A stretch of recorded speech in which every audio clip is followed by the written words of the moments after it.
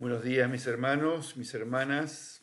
Estamos celebrando este domingo la fiesta del Corpus Christi, la fiesta del Santísimo Cuerpo y Sangre de Jesús, de Cristo.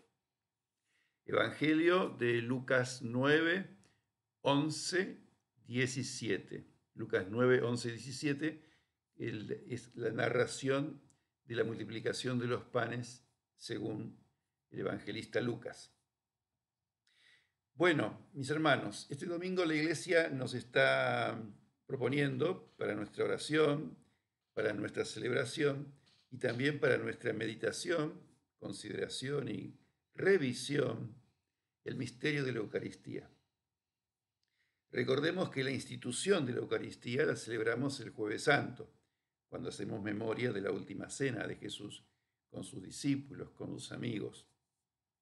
Esta fiesta del Corpus Christi nos invita a volver sobre este misterio, a renovar la fe en la presencia real de Jesús en ese pan y vino hechos Eucaristía y agradecer este modo de presencia de Jesús en medio de su pueblo, en la iglesia.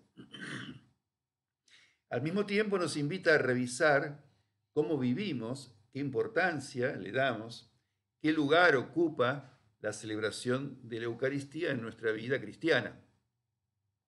Tal vez lo primero que convendría decir es que el nombre que se le da a esta fiesta en la liturgia es un nombre ambiguo, porque en realidad el Corpus Christi, el cuerpo de Cristo, es la iglesia, somos nosotros.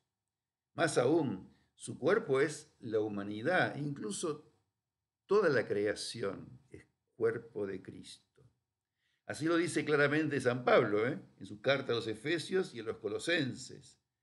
Y también, por supuesto, cuando Pablo habla del cuerpo místico de Cristo que somos nosotros.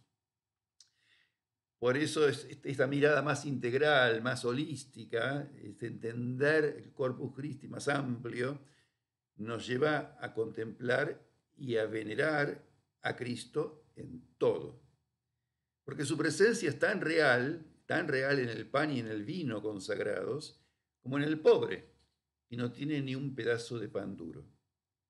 Así lo dice Jesús, cuando nos cuenta el juicio final y se revela presente, realmente presente en los más pequeños, en los hambrientos, en los sedientos, en los desnudos.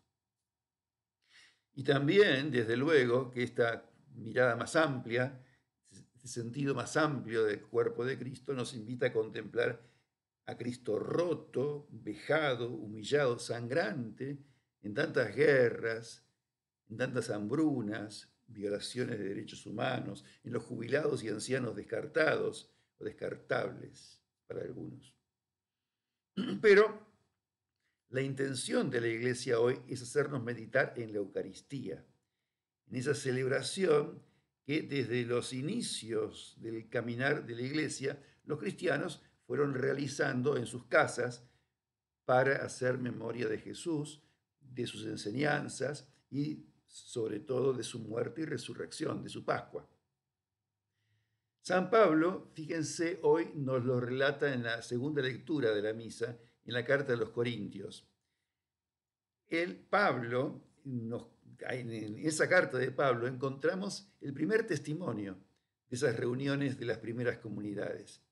Y fíjense que esta carta de Pablo fue escrita antes que se escribiera el primer evangelio. Por eso el primer testimonio de la Eucaristía nos lo cuenta Pablo, que ya había recibido esa tradición. Bueno, yo creo que hoy día lo más importante no es que adoremos a Jesús en ese pan que ha sido consagrado en la Eucaristía. Creo que no se trata simplemente o primeramente de promover el culto al pan eucarístico, devoción que da la impresión que es algo que se está fomentando cada vez más en la iglesia. Fíjense, en muchos templos se le rinde culto, la adoración perpetua, digamos, open 24/7, ¿no?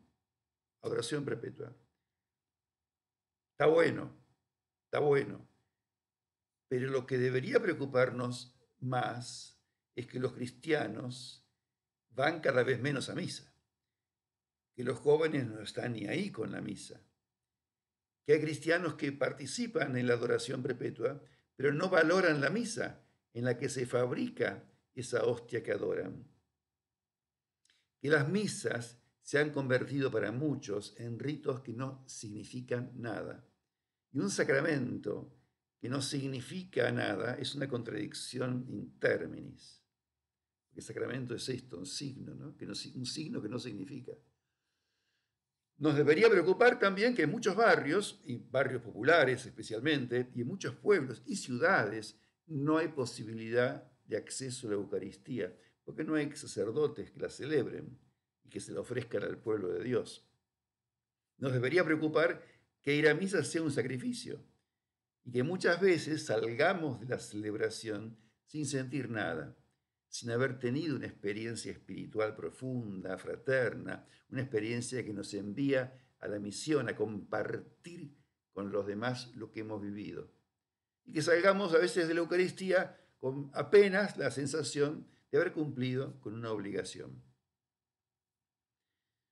Mis hermanos, no podemos dejar de preguntarnos si cuando Jesús nos pide que hagamos esto en memoria suya, hagan esto en memoria mía, se refiere a que celebremos un rito, que repitamos esas palabras como mágicamente, o repitamos ese gesto de compartir el pan y el vino, o si lo que Jesús nos pide, lo que hay que hacer en su memoria, es lo que él hizo antes de cenar, lavar los pies de los demás, ponernos al servicio de todos. O, como lo insinúa el Evangelio de hoy, que la Iglesia elige para hoy, este mandato de Jesús, denles ustedes de comer. O sea, procurar el pan, procurar la justa y necesaria alimentación a las multitudes hambrientas. Y que nos preguntemos también si el culto verdadero a la Eucaristía es arrodillarse frente a ese pan consagrado o romperse, partirse y repartirse por los otros, como lo hizo Jesús. Y lo significó con la fracción del pan entregado y con su sangre derramada. Desde luego que este hacer memoria del Señor en la Eucaristía está lleno de múltiples significados. En un mundo donde hay tantos trastornos alimenticios, anorexia, bulimia, obesidad, celiaquía, intolerancia a diversos alimentos, y con propuestas de ayunos intermitentes, opciones vegetarianas, veganas, lacto-vegetarianas, flexitarianas, pescetarianas, entre otras. El mayor y más extendido trastorno alimenticio, mis hermanos, mis hermanas, es el hambre. El hambre que padecen 733 millones de personas en el mundo, 1 de cada 11. Y mueren aproximadamente 9 millones de seres humanos al año mueren por hambre. Y en la Argentina, aproximadamente 16 millones de personas enfrentan inseguridad alimentaria moderada o grave. 16 millones de personas, inseguridad alimentaria moderada o grave. Por eso debería resonarnos muy fuerte, ¿no? Muy fuerte. Denles ustedes de comer.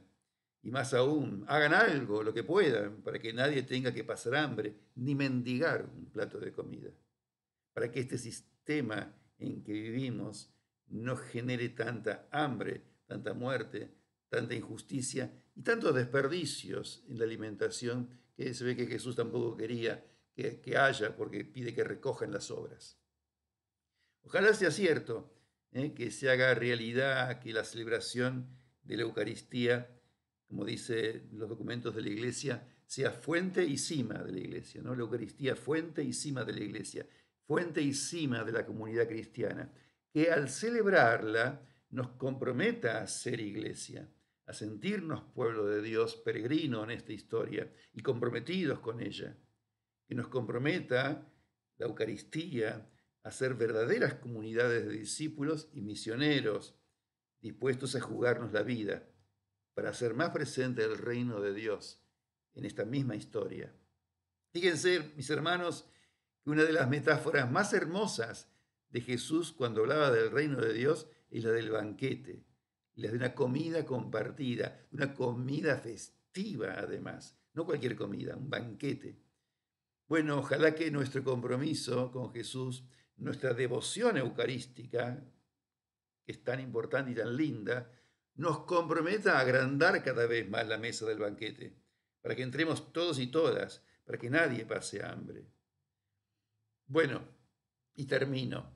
Les decía de la riqueza que tiene esta imagen del hambre, que podría extenderse a tantas realidades y necesidades. Cuánta hambre y sed de justicia, cuánta hambre de verdad, de amor, de encontrar un sentido a la vida, hambre de libertad, hambre de compañía.